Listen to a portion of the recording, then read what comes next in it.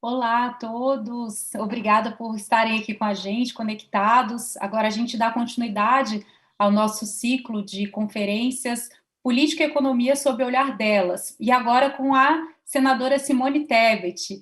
Muito obrigada, senadora, por ter vindo conversar com a gente aqui hoje para fazer um panorama de Congresso. A senadora Simone Tebet foi prefeita, foi vice-governadora do Mato Grosso do Sul, foi eleita para o Senado em 2014 e é pioneira em diversos assuntos, né? Como mulher, foi a primeira líder do MDB do Senado, a primeira mulher a presidir a CCJ do Senado, a Comissão de Constituição e Justiça, que é a mais importante da casa, e a primeira mulher a se candidatar à presidência do Senado esse ano. Então, queria dar as boas-vindas, agradecer a presença da senadora. A gente está aqui com a Débora Santos, nossa analista de política e gerente de relações institucionais da XP. E, senadora, eu queria, já vou começar aqui, então, jogando uma pergunta para a senhora. A senhora presidia a CCJ do Senado na época da aprovação da reforma da Previdência. A gente vivia ali um momento político diferente, né? Um momento de início de governo, de novo governo. Era uma reforma que já tinha sido mais negociada, ela tinha começado ali no presidente Michel Temer, as articulações para que ela fosse aprovada, então ela acabou sendo aprovada. Eu queria que a senhora desse para a gente um panorama para iniciar sobre a possibilidade de aprovação de outras reformas nesse ano ou até o próximo ano, até 2022. Tá com a senhora a palavra, senadora. Tá certo. Bom, obrigada, Júnia. Em seu nome, em nome da Débora, eu gostaria de agradecer a todos da XP, a todas, pela oportunidade de podermos estar conversando nesta tarde e noite. Dizer que é um prazer muito grande participar de um evento que tem primeiro como tema, né, sobre o olhar delas. É tão bom saber que hoje, em pleno século XXI, a gente pode sim dizer que política e economia é também lugar de mulher. Aliás, lugar de mulher é em qualquer lugar. E saber que as mulheres estão tomando a frente de posicionamentos certos, assertivos, seja na política brasileira, seja na economia. Aliás, economia e política andam em mãos dadas, uma depende da outra, é muito bom. Poder participar desse evento, então, me dá um prazer assim imenso, eu agradeço imensamente o convite. Bom, eu acho que não paira dúvidas acerca da necessidade de reformas no Brasil. Isso é ponto pacífico, seja a reforma tributária, seja a reforma do Estado, alguns chamam de reforma administrativa, mas passa aí pela reforma da organização da estrutura estatal, seja a própria reforma política, que foi deixada de lado, porque muitos já desistiram dela. Todas essas reformas são importantes, seja para o crescimento, seja para o desenvolvimento social sustentável, nós sabemos que são imprescindíveis. Acontece que a diferença deste momento para o momento em que nós aprovamos a reforma da Previdência, ela é muito grande. A reforma da Previdência, nós não podemos esquecer que ela só não passou no governo Temer por uma questão de semanas. Houve uma denúncia, um escândalo que surgiu no meio do caminho, faltava uma semana para ser pautado no plenário da Câmara dos Deputados. Naquele momento, a reforma da Previdência foi muito diluída, foi muito discutida, foi muito debatida, então ela foi assimilada, ainda que não querida por segmentos da sociedade, ela foi assimilada pela população brasileira e a própria imprensa, que comprou a ideia da necessidade da reforma da Previdência. Não aquela que o governo apresentou, que ela tinha excessos, mas cabe numa democracia o Congresso Nacional fazer o seu papel, o seu dever de casa, e nós adequamos dentro daquilo que achávamos, dentro da política, o possível, o necessário, o possível. Às vezes não pode ser a ideal, mas o possível. Diferentemente de agora, nós já estamos já estamos chegando quase que num período pré-eleitoral, né? Em outubro nós estaremos a um ano das eleições, num governo mais fragilizado. Então, o governo do presidente Bolsonaro pegou a reforma da Previdência quase que pronta e ali no início do governo, o governo forte aprovou rapidamente a reforma. Agora nós temos a dificuldade de estar diante de um governo mais enfraquecido e um governo que está diante de posicionamentos tão equivocados em relação ao combate à pandemia, que fez com que o Brasil tivesse, ou está ainda, patinando no que se refere a essa pandemia que assolou o mundo. Hoje nós temos uma pandemia, um mundo pós-pandemia que nós não conhecemos mais, ou não conhecemos ainda como será. nós estamos falando da transformação muito rápida das relações de trabalho, nós estamos falando de inovações tecnológicas que nós não conseguimos acompanhar porque o Brasil não investe em ciência e tecnologia como deveria, nós estamos falando, por exemplo, de transmissão de conhecimento, não mais à luz do século XIX, da forma como se educava as nossas crianças e nossos jovens, nós estamos falando de organizações de empresas que, muito de forma, estão se atualizando, estão se modernizando de forma muito rápida. Paralelo a isso, o que nós temos de saldo da pandemia? O aumento da desigualdade social, o aumento do desemprego, o aumento da miséria, o aumento da pobreza, tudo isso. Então, se por um lado, esse lado negativo faz com que ainda seja mais urgente a aprovação das reformas que eu citei, por outro lado, nós temos um governo que não tem planejamento, que não tem vontade, a sensação que nós temos é que não tem vontade política de fazer mais essas reformas, a não ser questões pontuais visando 2022. Então, assim, de forma muito objetiva, Júnia, eu já fui mais otimista em relação às reformas, especialmente a reforma tributária. Acho que poderemos ter uma surpresa de vir uma mini reforma administrativa antes da reforma tributária, e essa reforma administrativa, em que pese todo mundo está dizendo, porque nós temos que diminuir o tamanho do Estado, da máquina pública, etc., ela vai frustrar imensamente. É uma reforma administrativa que mexe em princípios da Constituição, mas que delega às leis ordinárias as verdadeiras mudanças, os verdadeiros alcances. Estou dizendo que eu concordo ou não com a reforma, estou dizendo de procedimento, que significa, ainda que se aprove até o final do ano alguma coisa em relação à reforma administrativa, vai depender para resultar em economia, para resultar em diminuição do déficit primário, dos gastos públicos e tudo mais, de uma série de leis ordinárias num ano de 2022, que é um ano eleitoral. Então, assim, encerrando essa primeira etapa da participação, e aí voltando um pouquinho em relação à reforma tributária, não existe reforma tributária sem o dedo do governo federal. Cabe a ele a engenharia, ao Congresso cabe a arquitetura. Se eu não sei que modelo de reforma tributária o governo quer, como é que o Congresso Nacional vai fazer a sua parte? Acredito eu que possa fazer sim. Nós temos duas PECs no Congresso, uma delas não há disputa entre Câmara e Senado, pelo menos isso é bom. Nós estamos dispostos a unir em torno, talvez, da PEC 55, não está muito bem fechada, mas pode acontecer do governo ter uma surpresa se não entrar no processo. O problema maior da reforma tributária que eu vejo no conteúdo é que, como o governo entendia por reforma tributária a recriação de um imposto chamado CPMF, disfarçado de batom, ele dava um outro nome, né? Não tinha, portanto, uma reforma tributária, ele deixou o Congresso Nacional criar gosto pela reforma tributária. Isso é muito perigoso para o governo, porque pode sair uma reforma tributária impagável, ou seja, que o próprio governo não consiga cobrir. Porque a reforma tributária que está colocada aí, dificilmente ela sai do papel, no sentido de dar efetividade. Você faz uma reforma com imposto único, que é o IVA, desburocratiza e gera para os estados produtores, que são os estados que hoje teriam uma grande perda de receita de ICMS, porque haveria unificação de alíquotas, unificação de impostos, você cria um fundo constitucional bilionário para compensar durante 10 ou 15 anos esses estados e esses municípios. Só que nós sabemos, principalmente pós-pandemia, que o governo não tem e não terá condições nos próximos 3, 4 anos de arcar com esse custo. E aí, finalizando, eu diria que talvez, a forma de salvar a reforma tributária seria reconquistar, ou aquela ideia, não sei se foi de Mansueto, mas foi da equipe econômica, de criar primeiro, nesse momento, nos moldes do IVA dual, primeiro unificar os impostos federais, PIS, COFINS, etc., e desburocratizar, e, posteriormente, entrar numa possível unificação de impostos estaduais e municipais.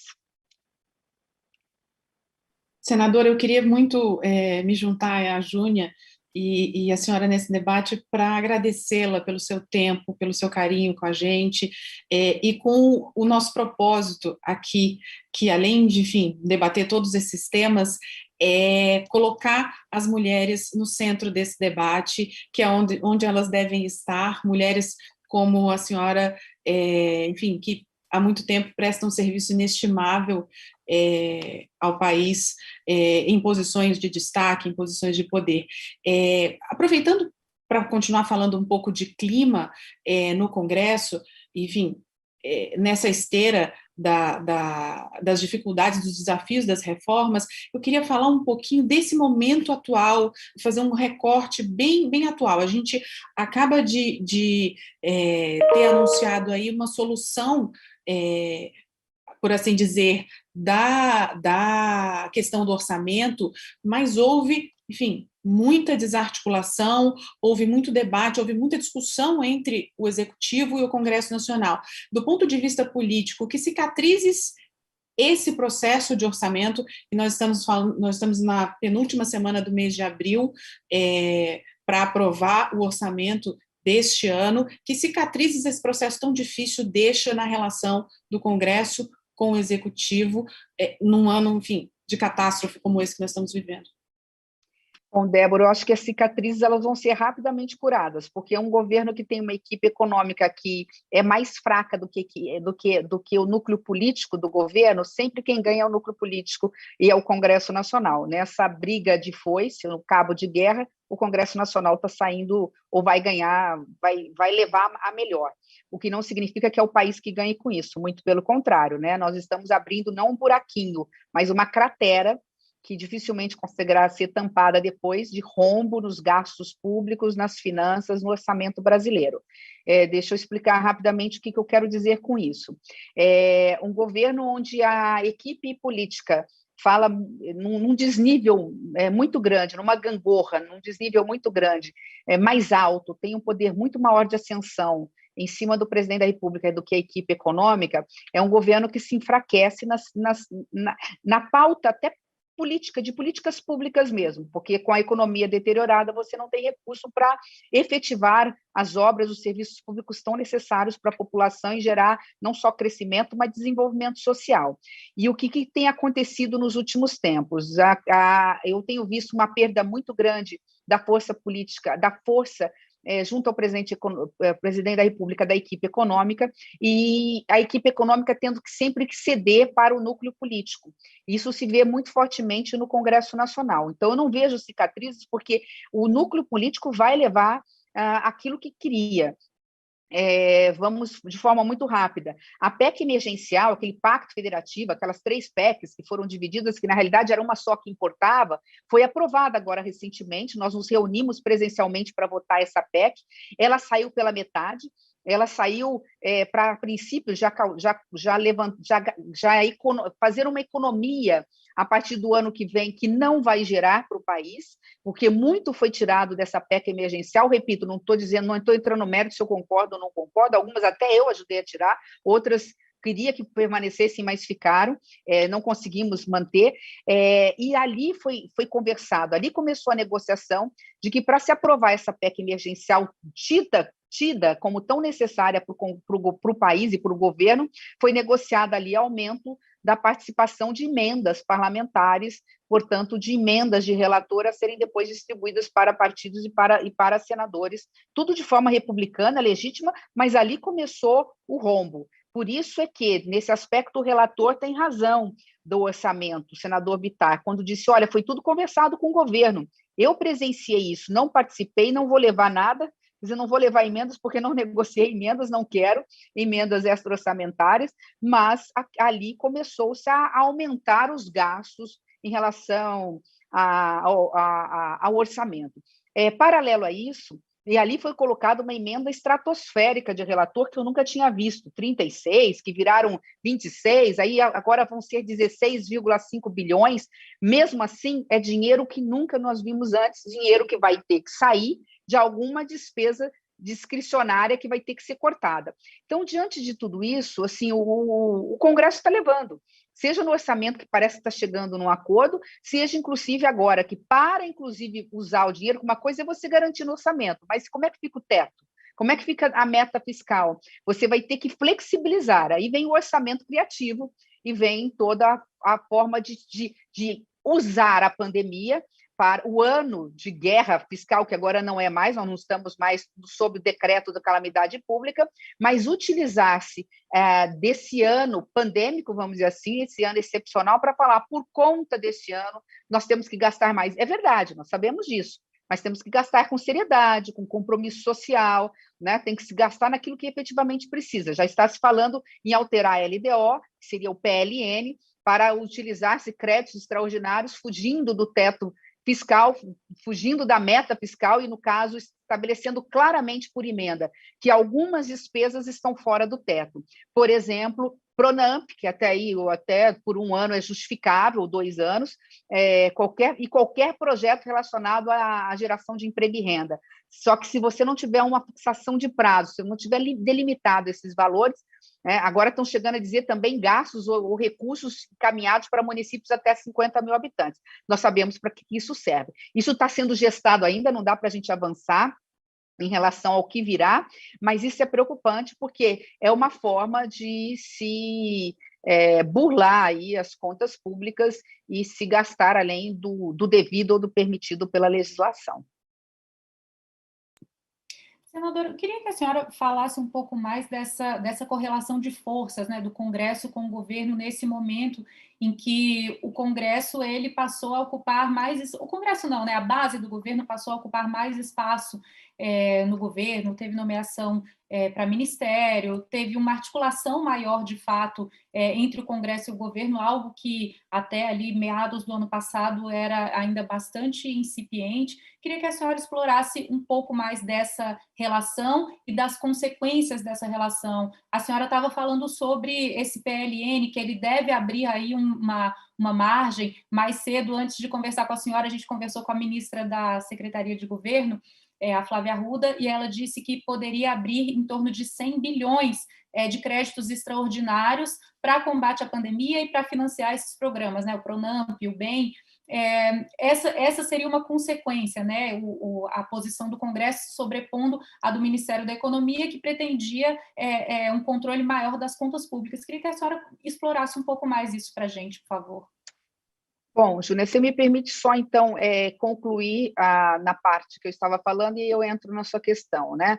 Se esses 100 bi forem utilizados de forma efetiva, visando de forma muito específica programas necessários para a geração de emprego e renda, para diminuir a desigualdade social, a miserabilidade, e nós vermos esse resultado, né, a pequeno e médio prazo, eu acho que essa é uma conta que nós podemos arcar, nós temos depois 2, 3, 4 anos para recuperar, o próprio mercado consegue assimilar, né? Hoje, com a transparência das contas públicas, pela exigência da lei, pelas próprias redes sociais, pela própria imprensa livre e atuante, não dá para achar que a gente é mais esperto que ninguém ou que vai conseguir esconder o mal feito. Então, se esses 100 bi forem utilizados realmente para, por exemplo, pagar recursos do Pronamp, que é dinheiro na veia de micro e pequenos empresários que geram emprego e fazem a economia girar. Se esse dinheiro for utilizado até para o programa lá, que alguns estão comentando lá, do programa Minha Casa Minha Vida, que agora é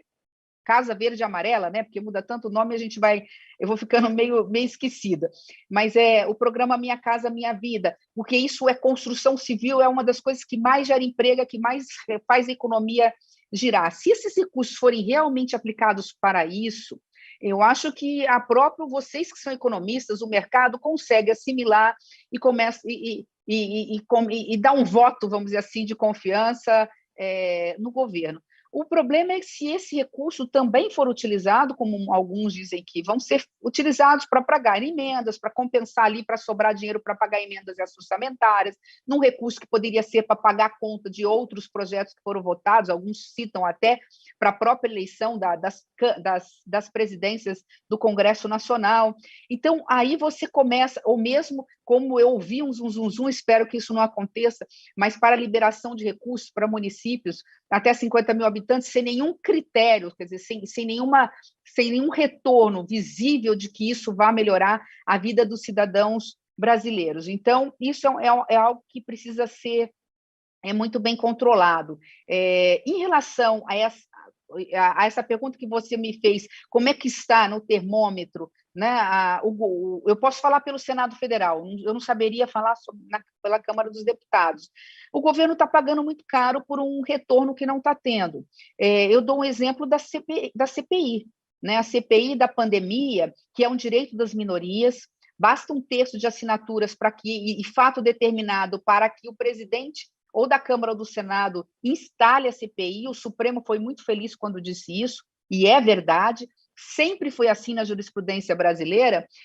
Embora seja assim, a CPI ela é controlada pela divisão que nós temos de bancadas, é só fazer conta, pela maioria. E não é o que está acontecendo com a CPI. A CPI, pela conta que nós estamos fazendo, vai ser controlada pela oposição e pelos independentes, vamos dizer, entre aspas, pela minoria.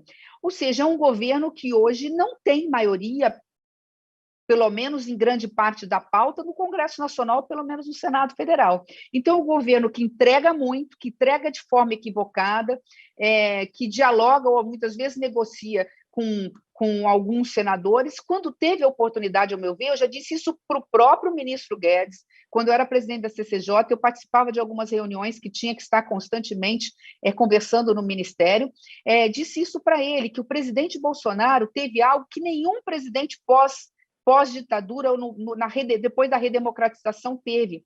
Porque nós tivemos, na eleição do presidente Bolsonaro, uma renovação absoluta na Câmara e no Senado.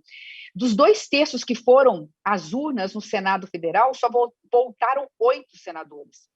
Mais de 80% dos senadores que foram para as urnas, foram 54, mais de 80% são senadores novos. Grande parte deles não faziam parte da vida pública. No caso da Câmara dos Deputados, parece-me que quase 60% dos deputados. Então, ele tinha condições de fazer uma ampla maioria com deputados e senadores que estavam chegando, juntamente, óbvio, com os experientes. Eu mesmo já estou lá há 6 anos, juntamente com aqueles que têm uma política ideológica um pouco mais liberal na economia, ou mais conservadora também nos costumes, e que poderia estar trabalhando com ele em pautas republicanas. Não precisaria estar ficando negociando passo a passo. Óbvio que em alguns momentos faz parte do jogo democrático e da própria composição do sistema republicano brasileiro. Mas, infelizmente, não foi isso que aconteceu. Então, eu vejo um governo hoje enfraquecido, comandado pelo Congresso Nacional, mas, infelizmente, não por todo o Congresso Nacional ou por senadores e deputados que têm realmente interesse em servir ao país de forma republicana. E o governo vai seguir até 2022 nessa toada. Eu não vejo como ser diferente, porque, repito, já está entrando no final do seu mandato, né? Já está aí no 3º ano do mandato e está visando a reeleição em 2022. Senadora, falando na CPI, eu queria fazer 2 perguntas específicas sobre.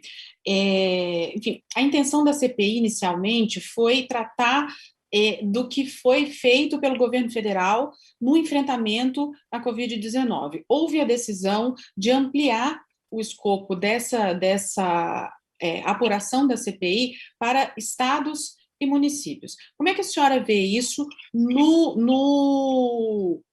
caminho, na tramitação da CPI? Eu sei, enfim, depois de tantos anos de Brasília, eu sou brasiliense, nascida e criada, a gente sabe como CPI começa, mas não sabe como termina, né? Mas eu queria consultar um pouco a sua experiência, que vai muito além de, enfim, qualquer uma de nós aqui, sobre as perspectivas para essa CPI, principalmente considerando as figuras que estão à frente, os seus colegas que vão estar à frente desse tema. E a segunda pergunta que eu queria fazer era sobre o que a CPI vai trazer nesse momento político para o país.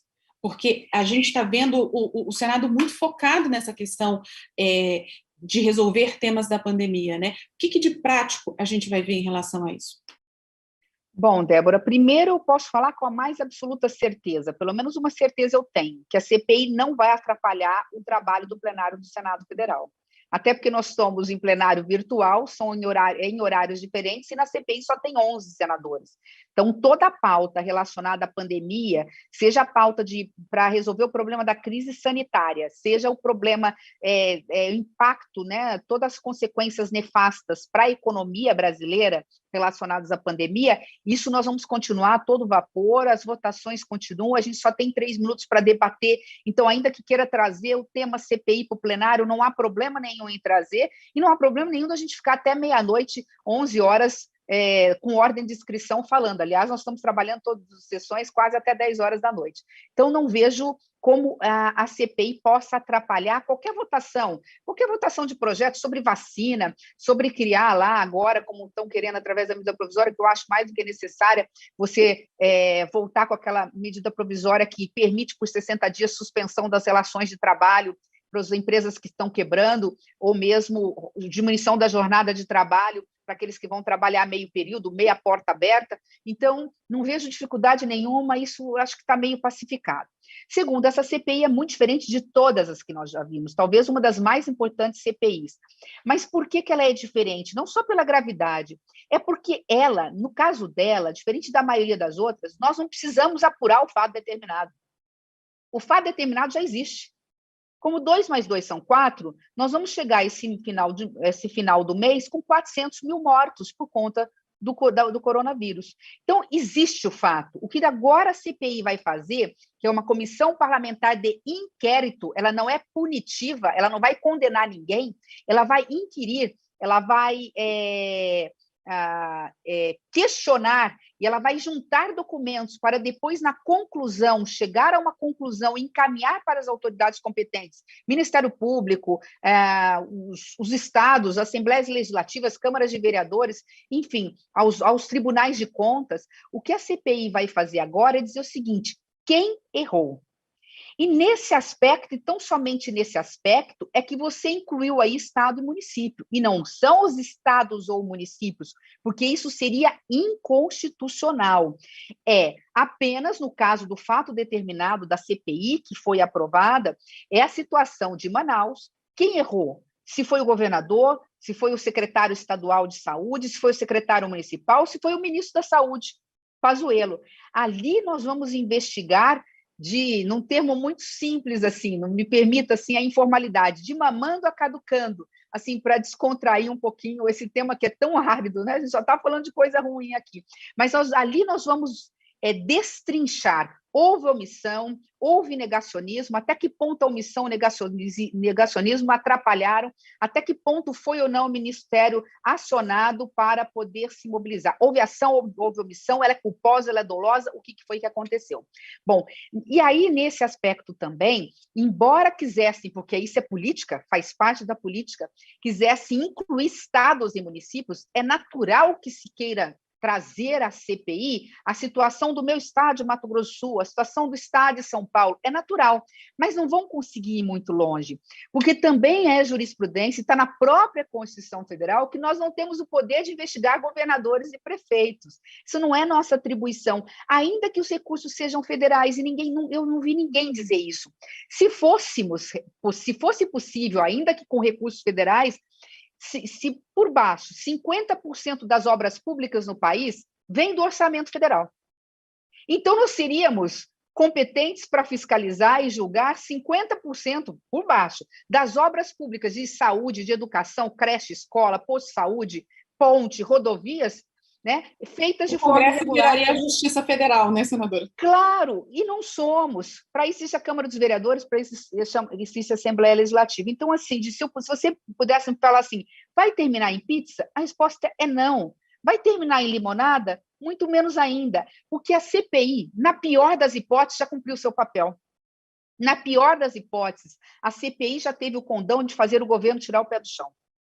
Já fez o governo ver que ele precisa agilizar o calendário de vacina, precisa rediscutir e agilizar junto à Anvisa novas vacinas, achar, através dos contratos, novos fornecedores, discutir, sim, a questão, e nós temos que discutir a questão do calendário, do Plano Nacional de Imunização, buscar alternativas para o kit intubação, buscar fornecedores importados, trazer de onde quer que seja um mínimo de material para dar um mínimo de conforto a quem está ali numa UTI, precisa ser entubado, e que, além de estar com medo da morte, ainda tem que sofrer a dor de saber que não vai poder contar com uma intubação porque não tem sedação. Então, a CPI já cumpriu parte do seu papel, e ela não visa atingir o presidente da República ou o ministro da Saúde, ela visa atingir quem quer que tenha responsabilidade dentro das atribuições que são nossas. Senadora, eu queria que a senhora contasse, então, para a gente um pouco dessas medidas que o Congresso tem tomado em relação à pandemia. Ia ser debatido na semana passada uma proposta de quebra de patentes para vacinação, acabou sendo adiada. Queria saber como é que está essa negociação. A Câmara aprovou um projeto que permite que a iniciativa privada adquira vacinas. O Senado ainda não votou. Queria saber qual é o clima para se votar esse tipo de medida e quais as principais que a senhora vê nesse curto período de tempo para serem aprovadas lá no Congresso para ajudar nesse enfrentamento. Eu acho que nesse ponto as notícias são boas. O Congresso Nacional conseguiu peneirar aquilo que ainda era necessário perdurar até pelo menos o final desse ano, do decreto de calamidade pública do ano passado, e todas aquelas medidas provisórias que eu poderia dividir em 4 eixos: o eixo da crise sanitária, recursos para os hospitais, recursos para vacinas; o eixo de suporte a quem gera emprego e renda, que é micro, pequenos, médios, e mesmo os grandes, através de recursos via BNDES, Pronamp, etc., e dando toda aquela flexibilizar as relações trabalhistas, que eu acho que essa medida provisória vem, então essa é uma que vai vir. O auxílio emergencial, que nós resgatamos, ainda que com valores mais modestos, acho que ficou aquém ainda do necessário. Poderíamos, não nos moldes dos R$ 600, obviamente, nós não tínhamos condições, mas acho que o Brasil conseguiria suportar um pouquinho mais do que esse recurso que foi colocado agora, até porque, vamos lembrar, né, o que salvou a economia no Brasil foi o auxílio emergencial, não é só salvou a vida de brasileiros menos favorecidos, é o que salvou emprego mesmo, renda, salvou a economia, foi, então, não R$ 600, mas também não esse valor, que pudéssemos ficar no meio termo aí de R$ 350, mas também aprovamos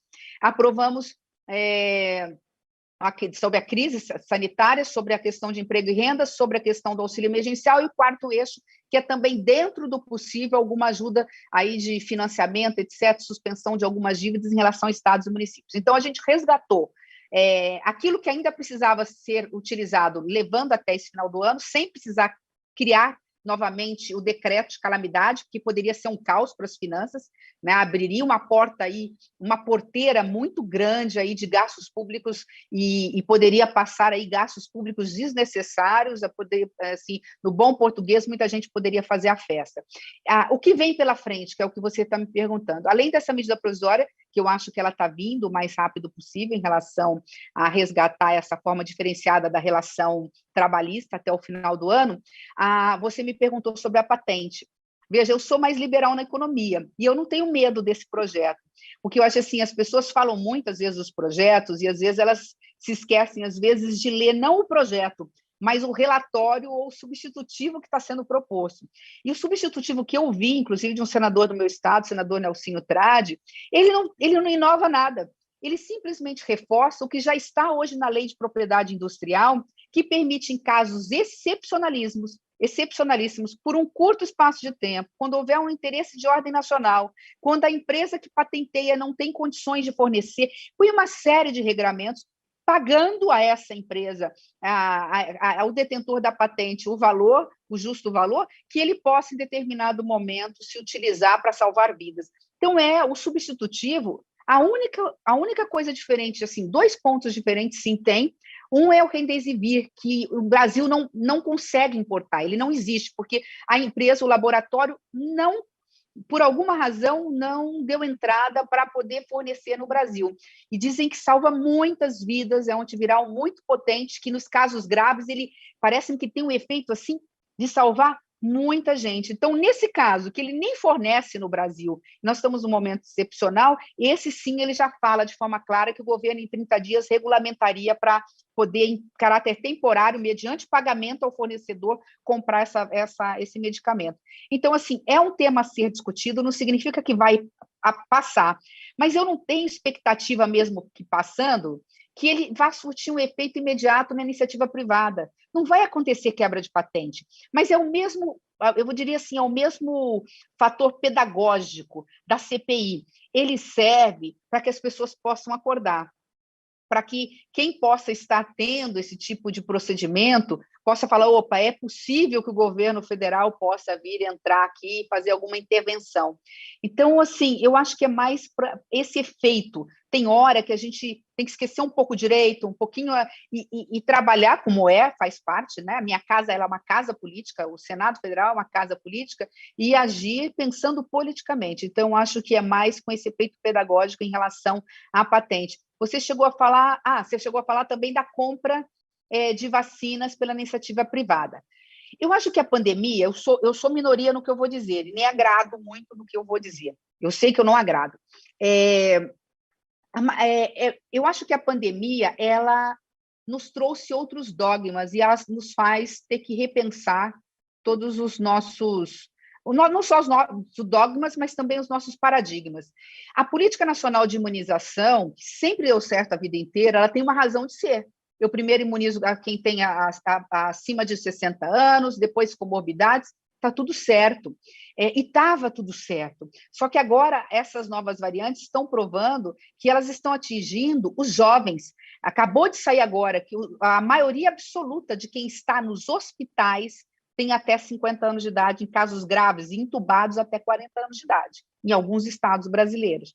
Então, diante disso, e do fato de que, infelizmente, a Política Nacional de Imunização, o governo patinou, não fez o dever de casa, não contratou com a Pfizer em agosto do ano passado 100 milhões de doses, e não tem vacina, e está comprovado, porque não consegue vacinar 500 mil de pessoas por dia, quando na gripe da H1N1 a gente chegava a vacinar entre 1,5 milhão e 2 milhões, falam isso, que seja 1 milhão de pessoas por dia. Nós não vacinamos, não é porque não temos gente, nós não vacinamos porque não temos vacinas. Então, diante disso, nós temos que, sim, repensar a possibilidade de compra pela iniciativa privada. De que forma? Não nos moldes do projeto da Câmara, mas de que forma? Com as empresas doando metade, que ela cumpra o cronograma de vacinação do governo federal, né? que seja para fornecer gratuitamente, sem comercializar. Então, acho que vai chegar uma hora que a gente vai ter que colocar o dedo na ferida e levantar essa questão com muita responsabilidade e transparência. Não é uma questão do rico contra o pobre e o rico ser beneficiado. O rico pode... Eu não tenho dúvida do que eu vou dizer. A maioria já pegou os seus aviões e já foram tomar vacina na Flórida, na Rússia, onde é mais fácil entrar hoje, porque não tem problema muito de mais fácil a entrada lá sem ter que ficar em quarentena.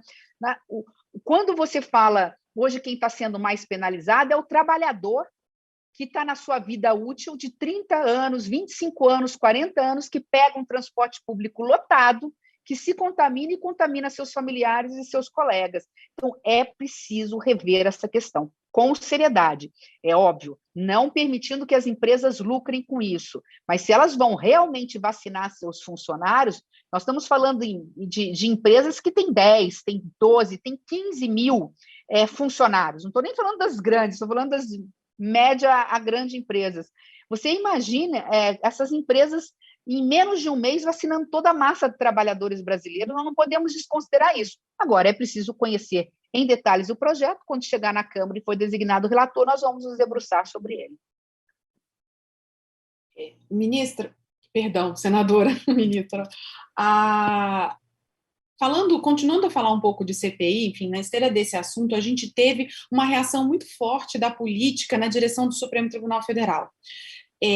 Por conta da decisão que a senhora já disse que concordou com ela, do ministro Barroso, que reconheceu ali os critérios para que fosse instalada a CPI, determinou essa instalação.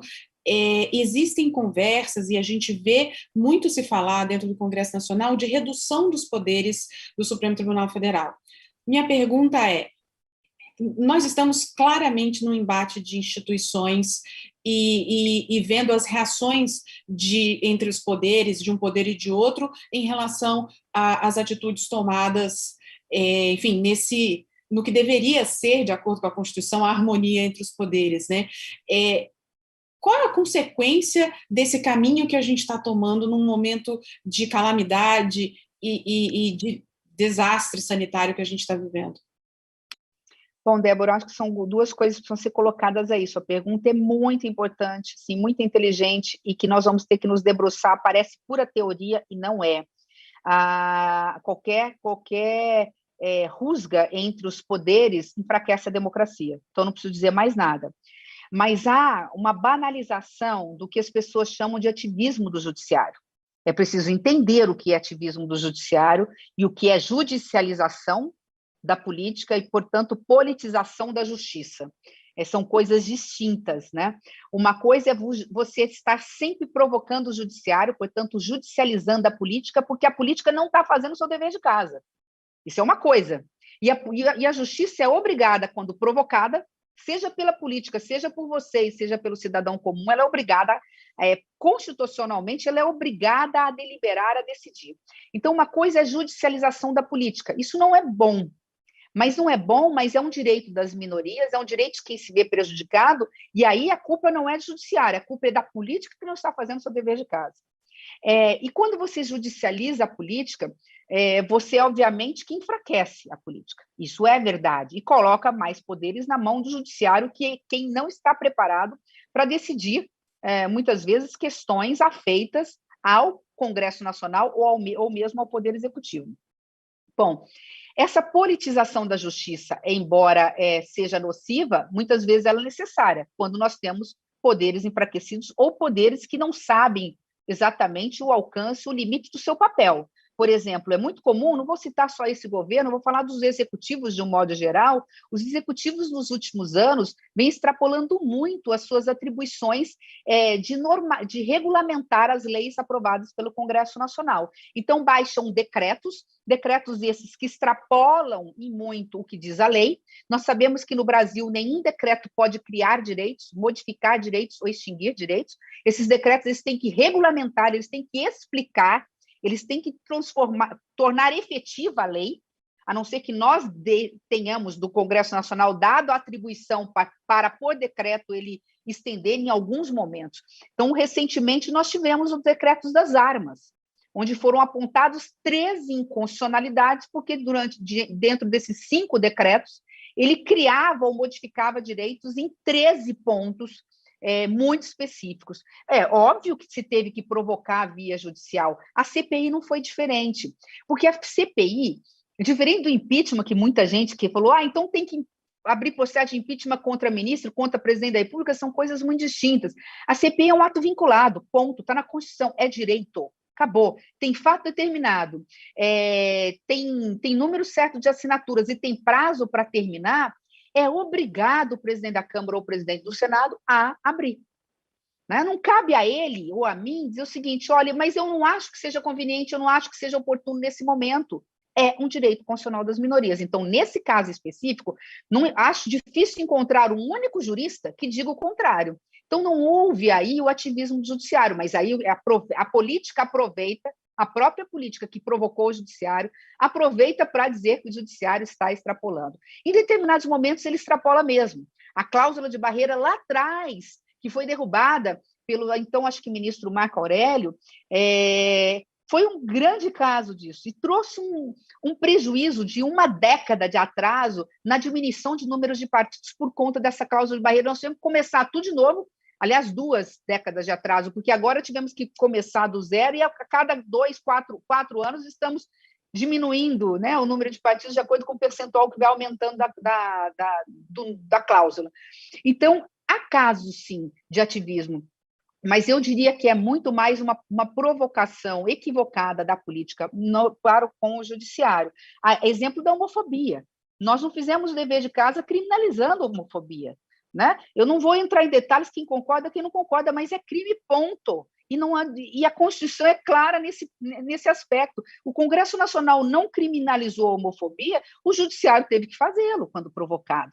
Então, eu vejo muito mais casos repito, para encerrar, de judicialização da política, ou mesmo de iniciativa privada, provocando a justiça porque nós não fizemos o dever de casa, ou porque os poderes extrapolaram nos seus limites, do que propriamente de ativismo judiciário. E olha que eu sou extremamente crítica ao ativismo do judiciário. Isso não faz bem para a democracia.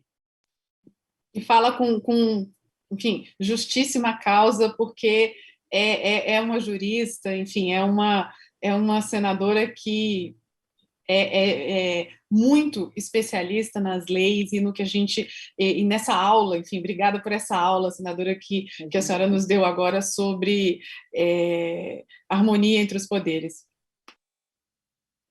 Senadora, então eu já vou encaminhar aqui a última pergunta, que a gente está chegando ao final do nosso tempo. Eu queria um pouco de cenário eleitoral para 2022, né? A gente, acho que nas eleições municipais do ano passado, começou a se desenhar uma construção de uma alternativa de centro, partidos de centro, MDB, o DEM, o PSDB, com vistas a uma solução para 2022 que escapasse da polarização, né, da direita, da esquerda. A gente teve agora a volta do presidente Lula ao cenário eleitoral, né? Ele se tornou elegível novamente por decisão do Supremo, então ele provavelmente vai estar nessa disputa em 2022. Queria saber, na sua visão, existe espaço ainda para essa construção alternativa, esse caminho de meio? E também uma pergunta mais direta para a senhora, em que lugar que a senhora pretende estar? A senhora pretende ser uma protagonista nesse processo eleitoral de 2022? Bom, Júnia, eu não tenho dúvida que há espaço para o centro. Eu acho que está ficando cada vez mais clara que a sociedade está cansada dessa polarização, né? E está percebendo que essa polarização ela não está levando a lugar nenhum, ao contrário. Ela está levando a um retrocesso civilizatório no Brasil. Não é só um retrocesso em relação à economia, é um retrocesso do povo brasileiro enquanto na origem da sua essência, daquilo que nós somos. Nós sempre fomos um povo pacífico, nós sempre fomos um povo solidário, nós sempre conseguimos conviver com as diferenças, né? Nós conseguíamos. Você tem o flamenguista e né, quem torce para o Fluminense, que brigam no estádio e depois estão tomando um chopp no bar. Eu acredito que seja o maior embate seja Flamengo e Fluminense no Rio, né? Enfim, eu não entendo muito de futebol, porque eu sempre vejo Fla-Flu, essa é uma coisa que eu sempre falo, é o Fla-Flu, então deve ser isso. Enfim, a gente sempre teve a capacidade de conviver com as diferenças. E, infelizmente, com esse radicalismo na política, isso tem levado ao radicalismo e à intolerância em todas as áreas. Eu acho que a população brasileira está cansando, principalmente que é um povo cristão, nós somos tementes a Deus, nós somos solidários, nós sabemos amar o próximo e respeitar as pessoas na sua individualidade. Então, eu acho que as pessoas estão percebendo que o caminho do meio, que não tem nada a ver com o centrão, né, é o ideal para o Brasil. A pesquisa mostra recente, 20% mais à direita, 20% mais à esquerda, e quase 60% da população brasileira que está buscando uma alternativa. Então, só basta o centro ter juízo. Né? Ter juízo não significa lançar um único candidato, não. Você pode ter 2, até 3, mas você não pode ter 7, 5, porque aí, obviamente, com essa fragmentação, você leva para o segundo turno, novamente, o presidente eleito e alguém, segundo alguns, provavelmente vai ser o ex-presidente Lula. Então, eu acredito sim, e eu quero estar nesse caminho do meio. Quer dizer, se eu puder estar nesse caminho do meio, ajudando o meu partido a se reencontrar, o MDB precisa se posicionar, o presidente Baleia sabe disso, já tem conversado conosco a respeito disso, né, de que o MDB vai se posicionar, está ouvindo, inclusive, é um partido muito grande, que não tem donos, é um partido de capilaridade, que tem a maioria das prefeituras, das vice-prefeituras, dos vereadores, então não é um partido fácil de se encaminhar para um único lado, mas nós já estamos conversando com alguns nesse sentido. E eu acho que o MDB tem muito a contribuir. A qualquer livro que você leia a respeito do fortalecimento da democracia fala que nos momentos de crises mundiais, da crise da democracia de um país, é fundamental um grande partido de centro capaz de, num determinado momento, não estou dizendo para lançar candidato, não, mas é capaz, num momento de crise, chamar todos uma mesa de negociação, porque é aquele que é a ponte. Ele sabe dialogar com a esquerda, sabe dialogar com a direita e é ouvido por ambos os lados, porque tem ideias que tangenciam um pouco as ideias ou da direita ou mesmo da esquerda. Então, acho que o MDB, eu não digo por mim, mas acho que o MDB terá que ter um protagonismo muito grande nessa concertação de um nome ou de 2 nomes do centro do país, do processo eleitoral. Maravilha, senadora. Queria agradecer muito o seu tempo, sua atenção, suas análises riquíssimas. A gente está estreando esse ano, é a primeira conferência da XP, Política e Economia sob o olhar delas. Agora, em seguida, a gente vai ter uma conversa com duas economistas, a Helena Landau e a Cassiana Fernandes. Convido a senhora também a assistir. E durante a semana, e na próxima semana também, uma programação muito rica. A Débora vai contar um pouco para a gente dessa programação agora, mas muito obrigada mesmo, senadora. Eu que agradeço, parabéns pela iniciativa, e veio numa hora assim, fundamental, em que eu diria que é uma brisa de mudança, tanto na economia quanto na política, sobre a ótica do empoderamento da mulher, né? Eu acho que a mulher hoje é mais respeitada, mais ouvida, tanto na política, ainda que a passos lentos, quanto na economia. Esse evento é o exemplo disso. E isso é muito importante, porque a mulher traz a sensibilidade, né, da alma, o olhar. Quando eu vi aqui que é sob o olhar delas, achei assim fantástico o tema, né, sob o olhar delas, quer dizer, sobre o nosso olhar. Por exemplo, principalmente no Senado Federal, depois que criamos a bancada feminina, eu também me tornei a primeira mulher da bancada feminina, nós conseguimos avançar, por exemplo, com a igualdade de salários entre homens e mulheres, porque mulheres ainda recebem 25% menos. A própria lei do feminicídio em 2015, que só foi possível graças à bancada feminina, a modernização da Lei Maria da Penha, agora mesmo tipificando o stalking, que é a perseguição obsessiva ou em rede social, no mundo presencial, de homens em relação a mulheres, chegando até, muitas vezes, a ameaças de morte.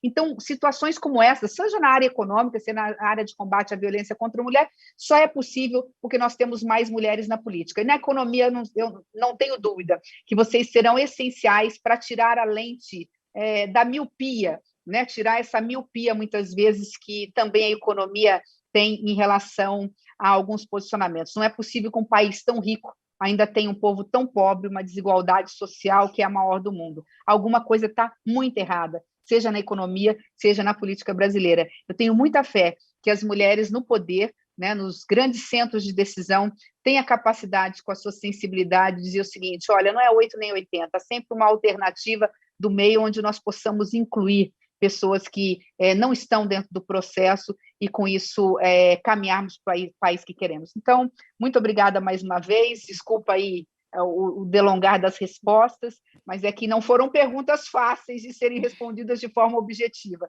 Então, mas fica aqui o meu agradecimento, Júnia, Débora, em seus nomes, agradeço a todos da XP. Muito obrigada. Nós que agradecemos, senadora, a sua disponibilidade, o seu tempo, enfim, em meio a tantos temas tão urgentes da República, é muito importante para nós o reconhecimento da senhora de que esse também é um tema importante, de ouvir mulheres, de falar de mulheres para mulheres é um tema importante. A XP está muito comprometida nesse tema de apoiar e de colocar as mulheres no local de destaque e onde elas quiserem. Bom, a gente continua o evento, que vai até o dia 27 de abril, com vários outros painéis. Agora a gente vai ouvir a Cassiana Fernandes, que é economista-chefe do JP Morgan, a Helena Landau, presidente do Conselho Acadêmico dos Livres e ex-diretora de desestatização do BNDES, falando sobre conjuntura econômica e os desafios atuais do Brasil. O restante da programação e as inscrições vocês podem ter acesso no conteúdos.xpi.com.br/sob o olhar delas. Mais uma vez, obrigada, senadora, obrigada, Júnia, e a gente se vê de novo nos próximos eventos. Até lá, pessoal. Obrigada. Obrigada, tchau, tchau.